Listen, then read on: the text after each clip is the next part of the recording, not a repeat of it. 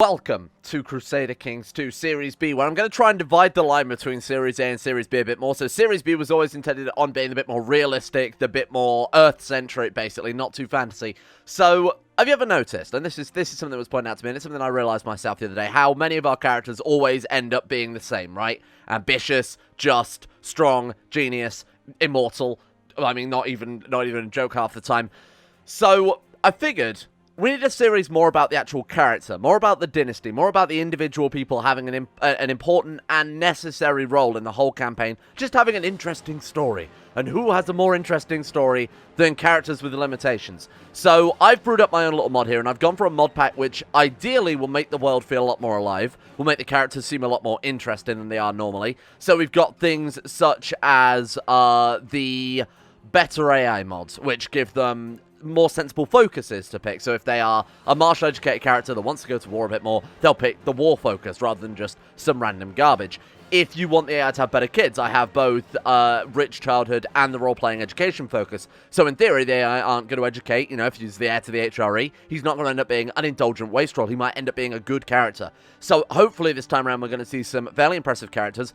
On top of that, I have every artifact mod on the workshop. That's not entirely true, but I've got, I think, most of them. We've got things like artifact acquisition. We have things like the trait soft cap being exterminated. And the whole point of this campaign is to play the character we're given, rather than turn every character into the best character we can make. That way, I think, not only will it be more challenging, not only will it give us more gameplay aspects that we haven't explored before, inviting people to court to push their claims, for example, marrying for claims, things like that I don't normally do, but it should, in theory, give us way more interesting characters as well. You know, if we play as a stewardship-educated character, we're going to have to focus more on expanding the realm, because we're going to be a little more limited. But there are obviously way more options, because we've got a major mod pack. It's going to be, hopefully, much more interesting than your usual playthrough. I am looking at India for a reason, and that's because, my friends, we're going to play on the Indian subcontinent, or somewhere over here in Asia anyway. So the goal of this series is to become the Samrat Chakravartin. Now, I've already got the achievement for that, which is why I've decided to throw together just a random balls-to-the-wall mod pack here with all of my favourite sort of base game CK2 mods. Another big difference as well is we're not playing with an overhaul mod. We're not playing with CK2 plus, HIP, you know, when the world stops making sense, anything like that this time. It's just base game CK2 with a whole bunch of shit layered on top. So this should be, hopefully, the maximised CK2 experience. I think we're going to get everything we can out of it. So the goal is to unite the whole of India. Very difficult. It's essentially like building Rome in some ways. It's made up of something like 4 different empires here. So you become, you know, the emperor of emperors. Should be kind of interesting. Now, we are going to play as, and I'm going through my list, ticking off all the government types we haven't played as. Played as Chinese Imperial now. We've played as, I mean, more or less feudal and you know, tribal and republic about 100 times at this stage. Another one we haven't touched, besides nomads, is Monastic Feudal. Added in Jade Dragon, up on the Tibetan Basin, characters can adopt this Monastic Feudal government type. It's essentially halfway between a theocracy and feudal. You get the bonuses from both. So you get some bonus little troops here, you get some tech points, you get some piety, it's all about prestige as well. There's a lot of shit going on for it. Plus, we are more limited because we have to play, if we want to be Monastic Feudal, a Buddhist or a Burn, I think is how you pronounce it, character, which can't do too many offensive wars. But we're going to play up here in Paro. And we're going to play a very normal series with a very normal man that we're going to design right now. And you know what? Normally I'm very particular about my type of character. Normally I'll sit here, I'll modify his eyes, his nose, his mouth, his everything. We're just going to hit the random button. We're going to hit the random button. We're going to see what fate has in store for us this time around. Brace yourself, because this is our man right here. Boom. Incredible. Incredible. He's got my nan's haircut with the face of a man. That's all I'm going to say on that, because I don't want to be demonetized. Okay, let's go for... So our first character, we're playing as an independent count, because obviously putting up from a count to an empire would be a lot more impressive than starting as an empire on the map already, seeing as India is made up of these 3 big empires starting off with. They might just be big kingdoms, I don't remember. So I'm thinking, let's roll with... I mean, we're playing Tool. So there's a couple of ways we can go this. We go Brilliant Strategist, try and get the most out of our land, try and get the most troops possible, or alternatively we go Midas Touch, we try and get some trade routes along the Silk Road maybe, build ourselves up to be an economic powerhouse so that if we educate our heir in martial, then we've got more expansion options later on. You know, that guy can use that money that we've accumulated to push out and do some really effective military campaigns. I'm going to go for Midas Touch to start off with. Not only that, it will give us that fertility bonus, which for our first character when you've got 0 dynasty members, probably not a bad plan, huh? I'm probably going to min-max the first character a little bit, mainly because this is going to be a hard scenario, and we are playing on hard difficulty. We're playing as a count. We're playing as Buddhist, which is the least offensive of all the religions in CK2, I'd argue. So we've got to be very, very careful. So I'll take Novice Fighter because that's free. That's like your baseline, hey, train this up so you're better style fighter. All right, I'll see what I can do here, and then we'll dive back in and obviously set up his name and his coat of arms and all that good stuff. So I have scummed it up a little bit using sort of maximizing ruler designer here. So I've gone for the combination of wounded, stressed, and depressed, which is quite a heavy amount of age that it removes from the character. But to make up for it, I picked powerful to start off with here. That gives us +2 health, cancelling out essentially stressed and wounded. Now, because we're Buddhist, we can also be a Vajrayana, I think is how you say that. Buddhist gives us +1 health as well, so essentially cancelling out all of the health negatives there. But we've managed to get powerful out of it, which is obviously one of the best, in my opinion, inheritable traits we've got going on right now. Well, I mean, it's probably the best inheritable trait. So, besides that, I've gone for Genius too by taking a combination of Craven, Stubborn, Cynical, and Deceitful, all of which give minus age. Then I picked Lustful and Greedy on top of that. Lustful is free, as far as I recall, and Greedy was like 3 points. Novice Fighter also free there. So we picked a very self-obsessed, a very greedy, a very much a man into his money and his gold, and he's also a massive coward, which is going to have some gameplay effects you'll see that aren't normally there, that I've sort of brewed up myself. So we are going to play as, who is greedy, who loves women, and is cynical and stubborn and a coward. I've got someone in mind, but for purposes of defamation, I can't say that person. So we're going to pick an entirely random name, okay? Random name, not at all related to anything. We're going to be Joris Bonson. We're going to be Joris Bonson, a random name. Any relevance to any real-life characters, purely coincidental. Nothing, random name. We are going to stay as, Budpart. I mean, we're going to be moving down into parts of India anyway, so chances are we'll change our culture depending on the area that currently is our capital or something like that. Religion, Buddhist, that's fine. So the reason I'm picking Buddhist and not Burn, which is another one up in the Tibetan Plateau, is Buddhist allows you to flip over to once per lifetime Jain or Hindu as well, which means we could metagame it somewhat in the sense that we could, you know, if we want to be a bit more aggressive, we could flip over to Hindu. If we want to focus on our own character a little bit more, you flip over to Jain, or obviously if you want peace and sort of stability a bit, Buddhist might be the best way to go forward with that one. So we've got a shit ton of stewardship, and I think we're fairly oh my god, 100% fertility. Nice. And if we get rid of stressed and depressed as well, it's another 15% on top. Joris Bonson. Coat of arms, my friend. Okay. Oh, shit, right. I don't really know the, any sort of the Eastern coat of arms very well. Is that a wheel? I was going to say that looks like a ship's wheel. It's clearly not. It's clearly just a regular wheel. Oh, shit, we're going to have to, oh, elephants. Is there just a single elephant? A single fish? Oh my god, the dynasty of the single fish. We've got it. Let's go for... What color fish? Is that a shark? No, it's definitely a fish. It looks like maybe it could be a nurse shark or something like that. I'm going to go for the mighty red fish of the Tibetan Plateau. That's what they will call us, the red fish. We're going to go for red on a lovely brown color. Why? Because it looks hideous, that's why. Joris Bonson, the craven, lustful man. Let's start. I'll show you the rules very quickly as well, because I've set up some very specific rules for this scenario. You can see the things there that I have enabled and disabled. Important ones are targets of rich childhood events. That allows the AI to also get the rich childhood events and allows them to build, hopefully, more interesting and better characters for us to, you know, ally with, make enemies of, whatever. Resource system of the Great Trade League is disabled because I never use it, and it's just, you know, a little bit extra to slow the game down there. We've got extra mounts with the mounts mod. We have artifact acquisition, obviously, Flogi's tech mod. We've got things like Child of Destiny enabled, Historic Great Works enabled there. Besides that, everything is more or less the same stuff there. Oh, I've turned down Epidemics as well slightly because I thought it wouldn't be very good if we're trying to build up characters and make them interesting, only for them to suddenly drop down dead of the plague. So, let's start off. And they're not set to minimum, they're just set to fewer, so it's slightly less common than your base game. Cool. Gotta remember we're also playing on hard as well. So, here we are, a completely normal man in the mountains. Joris Bonson.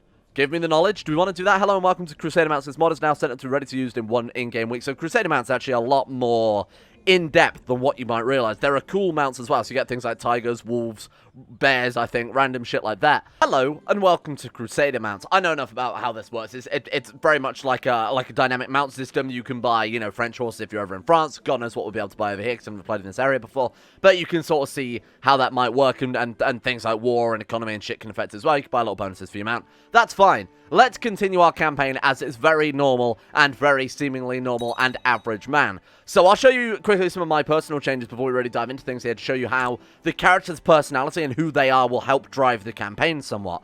So, let's say for example you are a lunatic or you're cruel or you're possessed. Why on earth would you be interested in spending your time trying to govern well? It doesn't make any sense. So what I've done is I've set it up so that we've got limitations on some of the focuses, so that hopefully we're not just going to end up with another homogenous character who's the same as every other character we played as. We're going to have a lot more limitations in place so that their personalities will have a much bigger effect, but they'll also have a much bigger impact. I also have some other plans sort of brewing to help make specific, distinct gameplay styles viable. So, like, why the fuck would you ever educate yourself in theocracy, for example, seeing as it's so much weaker than every other government type. You know, I always personally play as either stewardship, martial, or diplomacy. Never, well, rarely do I play intrigue, and never have I once played theocracy, because it's just not worth it. So I'm going to try and balance those as we play through here as well, and make all the styles something you might want to play, something viable. Anyway, we are probably going to start off with here business, because I believe, now I didn't do this intentionally, I believe we're on the, we are on the Silk Road. Not only are we on the Silk Road, we actually have access to a friggin' trade post. That's really good. Now, the reason I picked this character wasn't anything to do with that. This was purely, well, pseudo-random here. We obviously want to expand into India, and that's the goal of the campaign, is to reform the whole of India. But we have, if we go any more south, then we become feudal. So this was the most south monastic feudal ruler we could play as. That just happened to be on a Silk Road as well. So actually we did a fucking good job there. So we've got a very clear path for this character already. Let's start building up the realm. Let's start making this place super, super powerful. Let's build a trade route. We don't have any money for a trade route right now, unless we let it tick for a couple of months, I guess. Give me money. I need money to start. There we go. Right. Let's build our trade post. Let's start accruing a fortune with this character. You know, he's greedy. He's lustful. He wants everything for himself. Let's put that to good use. You know, he's got the 20 stewardship. I'm going to make this guy, I'm going to make him a good founder of the dynasty. Now, along with also, you know, building a massive amount of gold, we also do need to build up a dynasty here. Let's find ourselves a waifu. Who have we got? Oh my god, we're quite close to China, aren't we? Shit, we're close to China. Now, that's a kind of a double-edged sword somewhat, because China do like declaring war on Tibet almost always. And, of course, we do share a border with them down here a little bit more, and then, of course, up here as well. So, I mean, it's a possibility that China might turn up and kick our ass, which, I mean, I'd rather not. So, well, I mean, we could focus on getting, like, an imperial marriage, but I don't know. We'll pay attention to China. Normally, we play with China on anyway, so it's not going to make that much of a difference, is it, besides the fact that we are right on their border. Let's just focus on getting, like, I don't know, strong, genius, attractive, anything like that for the time being. Let's see if any of my traits are in here. So let's go for, like, powerful. Powerful, spelled completely wrong. Do I have any filters? Excuse me? No? Okay. Women who are preferably not married, who are preferably not in prison, who are preferably not a ruler, who are within Diplo range. Oh, there is! Holy fuck. So we've got Jodabai, a Punjabi, Midas touched, and powerful woman with incredible stats. Fucking hell. Can we just take her as a... Holy shit, you fool. That way we also don't have to lose prestige by marrying lowborn. Oh my god, this is great. So she's incredible. She is Hindu, so it's a different, I mean, it's a different dharmic branch, if you want to refer to it as that. It's not quite as open-ended, I believe, as Paradox have made it out to be here. Can we not demand, we can demand religious conversion, though, can't we? We can. I'm not going to bother. Oh, shit, well, that was very fast. My god. Wow. Immediately lost a trait wounded there. If we can get rid of stress and depressed, too, well, really, I should have taken carousing. So on the subject of that, certain focuses are very open-ended, so characters can always pick a certain focus no matter what their personality is. So things like family focus, things like theology. When it's a game about building dynasties and religion, I figured it'd be weird to limit these two. So if you're incapable, obviously you can't, but that's just the base game. Similarly, you know, things like seduction is a bit more open-ended. You can't do it if, say, for example, you have no dicker and balls, and also you're a priest, because that doesn't make any sense. Besides that, though, seduction is very much open-ended. Some things like, oh, you know, this is a good example. We can't pick hunting or war because we're a Craven character. I had to take Craven to allow us to get a genius and powerful here. Downside to that is now we can't go and pick the warfare or hunting focus because we're a coward. But hey, on the plus side, now we're much better at counting coin, which is going to benefit us, I think, probably a lot more in the long term. Plus, you know, when the fuck do I ever pick hunting focus unless I'm on the verge of dying? Let's hunt down some more waifu. We've got one powerful. Let's check prodigy as well. I shouldn't really let any time take until we found some, just in case they've already been snatched up as, you know, wives concubines. No prodigy. Let's try genius instead. If not, we'll just go for fair or lustful or anything along those lines. No genius either. Okay, we'll try attractive, not fair. She is around. She is Sunny, which I believe means we can't take her as a concubine. Yeah, okay. Sunny Faith does not take permitting the concubine. Okay, whatever. Okay, let's try, in that case, just lustful characters.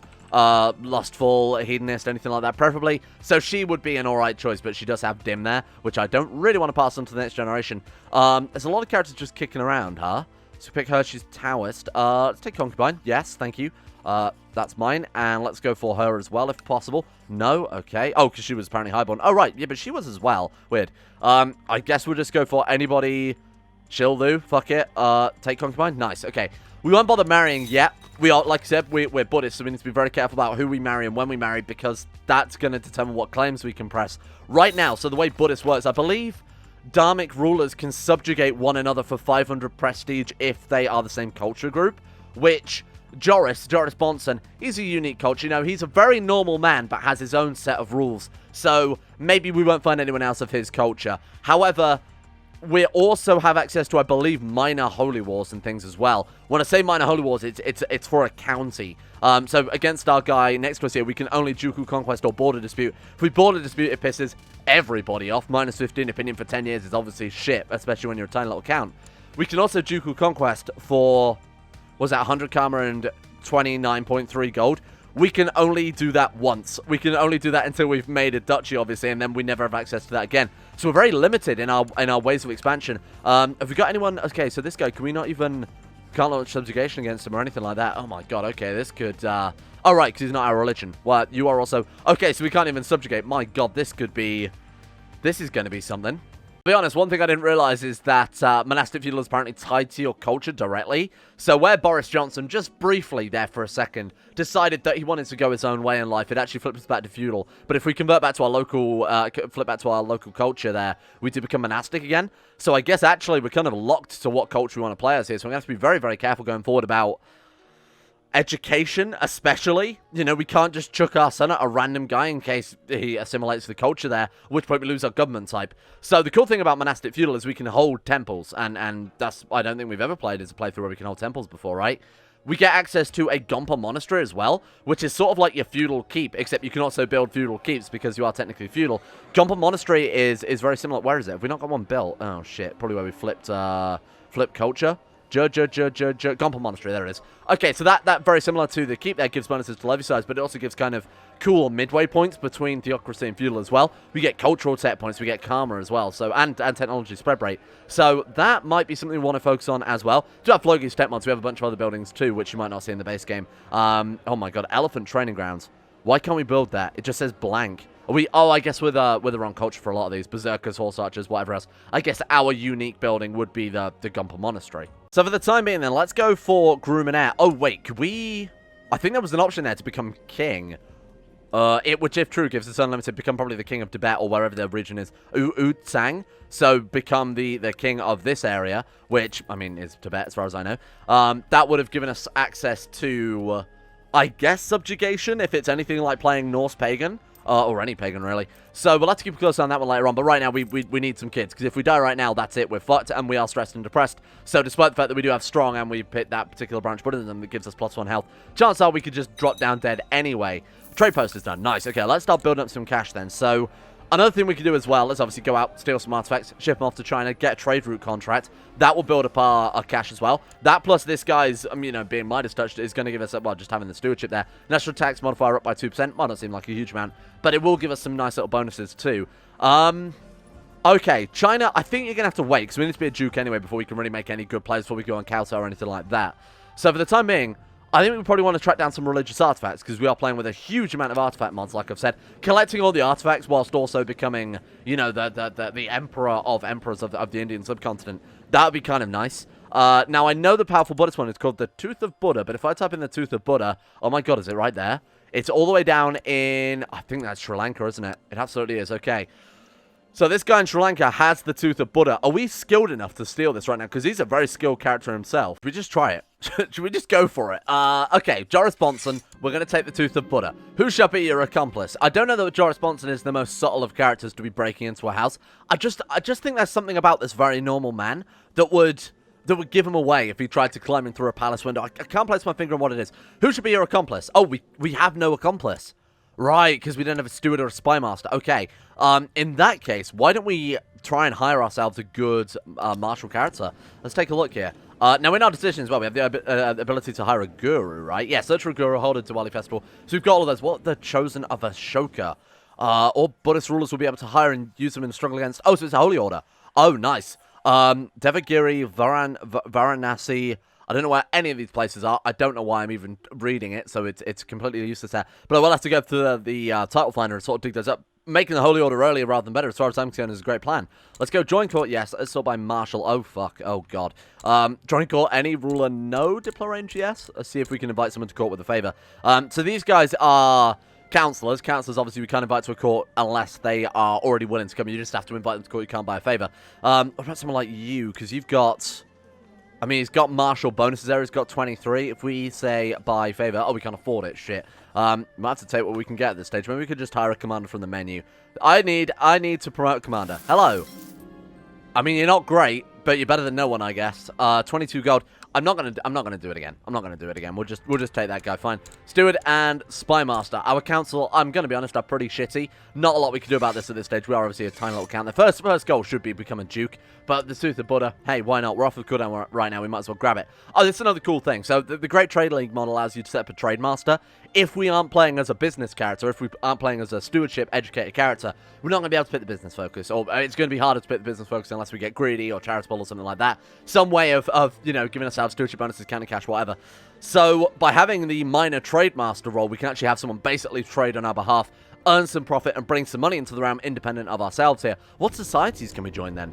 So we've got the Savka Sangha, which is the Buddhist sort of monastic society, basically very similar to your Benedictine order. We've got the Great Trade League themselves. We might want to join that, seeing as... Oh, shit. Global value and trade post plus 20%. Oh, wow. Forge a golden bloodline? Say no more. My God, I think I found our first goal for this man. This character forges the golden bloodline. If we play as a martial character, they can become the grand champion. Holy shit. Yeah, let me in, Chief. Let's trade. Let's trade. Gain 1 gold, lose 1 gold. That's how currency do be like that. Boris Johnson. Boris Bonson. Purely coincidental. Not relative to, you know, like when Assassin's Creed, you load that up and it's like, oh, any characters are purely coincidental. That's me, but every episode. Let's trade. Joins the Great Trade League Society. I'm thinking we should go for a Texit. That's a Tibetan exit. All right, let's go for... peddler, go to market, ask for a line enough to buy trade goods. So we basically just want to do whatever missions they throw at us for the time being and sort of work on that for a while. Sorry? It appears my services are no longer needed, my liege. I shall hereby give you the trade goods I have in possession. Ah, thank you. Thank you for the 0.03 gold. I just appreciate that so much. You really care about the realm, and you've earned a lot of respect in my eyes. Oh yeah, cartographer, shit. We're never going to do anything with that, by the way, because that's for the goods and the resource map for the Trade League, which we're not using this time around, because it's fairly complex. If you want to do a playthrough, I'd recommend doing that single player, because there's a lot of planning that goes along with that. You, my friend, collect some taxes. You, my friend, train some troops, just in case we do come under an offensive attack, I guess. Perform statecraft, that's fine. We could also fabricate some claims. That might be one of the only ways to expand our borders. But with an 8.96% chance yearly, I feel like it's kind of a waste of time. I guess you can study some tech. Good God. I don't really know where to go. I'm looking for, like, kingdom level titles, things like that. There is Taoist there. Han ruler. Okay, they get bonuses to tech, don't they? It's got a lot of cultural advances. Okay, sure. Maybe we can nick some from that. Speaking of nicking something, let's go and steal Buddha's Tooth, because that is a tier 5 artifact, isn't it? What does it even do? Get out of here. Good prestige, good time. Oh my God, diplomacy plus 3 is insane. Plus same religious opinion plus 5 is massive as well. Excuse me, I need your tooth and I won't take no for an answer. Right, so we can take our shitty marshal or we can take our shitty diplomat. Oh, spy master. Oh, God. Wow, who's going to be more useful here? A guy who is somewhat good at fighting or a guy who is somewhat good at words? Oh, God, they're both so bad.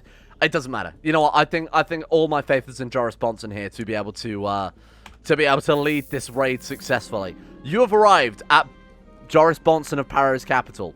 Excuse me. No. Convince himself to let me in. What do you mean we never left? Oh, okay. This is good. Wow. Okay, we're doing a lot better than I thought we would. 62% chance of success using the convince himself to let me in. Force my way inside. I mean, Joris Bonson is quite large of frame. You know, he's a powerful man there. So I think we'll try that one. Plus, we brought a marshal with us, didn't we? So, I mean, 75%. Give me that. Nice. Good start. Fantastic start. Rush them before they raise the alarm, or pose as a servant and give them poison drinks. Now, because we didn't bring an intrigue or convincing character with us, that's a terrible idea. So let's rush them before they raise the alarm. Imagine seeing Johnson Bonson running at you in the corridor to steal a tooth. I think I'd just fuck off at that point. Seeing this man just slowly creep towards you. I'm here for your tooth, old man. Now that you have dealt with the guards, you're free to search treasury for your target. Time is short, and the treasury is filled with documents, drawers, and miscellaneous items. My God, we actually might succeed. 65-35. Search carefully for the item. Do it. It's because of our, as it says there, administrative capabilities, while administrative capabilities is his middle name. Joris Administrative Capabilities Bonson. That's hard to say. Do it. Ah! Says Joris Bonson, angrily. Fuck. Okay, that's... Surrender. Hope for the best. We get in prison. We'd have to ransom ourselves out. We don't have to gold for that. Fight your way up. There's a lot of them. 35% chance of successfully escaping. 44% chance of being wounded and being imprisoned. 22% chance of just straight being imprisoned. 35% chance of escaping them is quite nice. Or we demand an audience with their liege, at which point there's a 21% chance of being straight up executed. But all of these are negative. They won't throw us in prison, but all are negative. So this guy's going to get 15% of our taxes or 15% of our levy or some shit. Fight our way out. We've bought a marshal. Something tells me that Joris Bonson might be able to handle himself in a hand-to-hand combat. Fuck. And we got wounded again. It was the worst outcome. No. No. How could this happen? May you live in harmony and contentment. Fuck you. You failed your heist, now you lose 250 prestige? It could have been worse? How could that have been any worse? Joris Bonson, when will your greed know no bounds? Why does your greed know? When will you know bounds for your greed, my good friend? Shit. Well, that sucks. But hey, we're playing the character, tried to steal the holiest of tooths, and now we're in prison. Or we're probably in prison for a very long time. Can we borrow some money to ransom ourselves out? Hey, let me out? Yes, thank you. Oh my god, fucking hell. We're out. The Regency has ended. We're home. Fuck. Okay. Well, on the plus side, we've got some money to play around with right now. So why don't we start building up our trade post, something like that. I think we'll just go for the Silk Road trade post. Thank you. What can we build in our capital that will help? That will help upgrade, or help bring some wealth and prosperity to the realm. We have a temple in our capital that's not ours. 1 out of 3 on domain size. We could revoke this, or we could try and take it back. How would we do that then? Can't just grant independence, huh? She's a okay, Buddhist de jure vassal. We can't just grant her independence and declare war on her in 5 years. I would like your temple. Can we maybe plot to revoke it? We are a greedy man after all. Nothing. That's really annoying. I really want this. Let me. I've got to come up with a way to actually grab this one back from her, because that is just a part of our capital that we can hold. On the plus side, it's reset our focus. So I think we take carousing, and we go balls to the wall and try and get rid of stressed and depressed. Wife, badge, come carousing.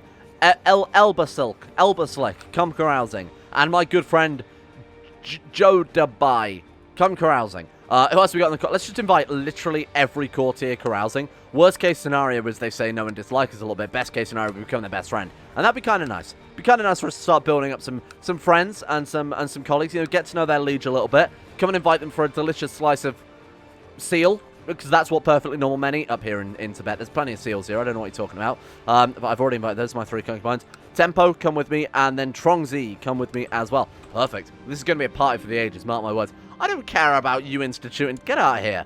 Just get out of here. Muslim Laurent. What? Corpus Iris Civilis? Okay. I also don't care, so please don't tell me ever again. Dear liege, of course I will come to... my good friend Monu. His name is probably Kundun, because it's the other way around, isn't it? Good. We shall be the best of friends. He looks like the new... If you've played the new Mortal Kombat, he looks exactly like Sub-Zero from that. Dear liege, of course I will come feast with you. Thank you. She can't join... What, my concubine can't join me. What the fuck are you two busy doing, huh? Because it's not me, given that we've got 0 dynasty members right now. This could be fun. This could be fun. Is she the only one not turning up? Oh, no, there's another one. I think it was in the other concubine as well. Cowards. Cowards don't want to come for a good time. We should probably marry someone. We're not, like, losing prestige, are we? I don't want to marry her, because that would give us another minus 100 prestige, which I'm not really into right now. Anybody? Is there anybody who's highborn? What about her? We still lose 100 prestige. Ah, fuck. Okay. Let's see what we can find here. Don't worry about it too much. She's an advisor. What would she give us?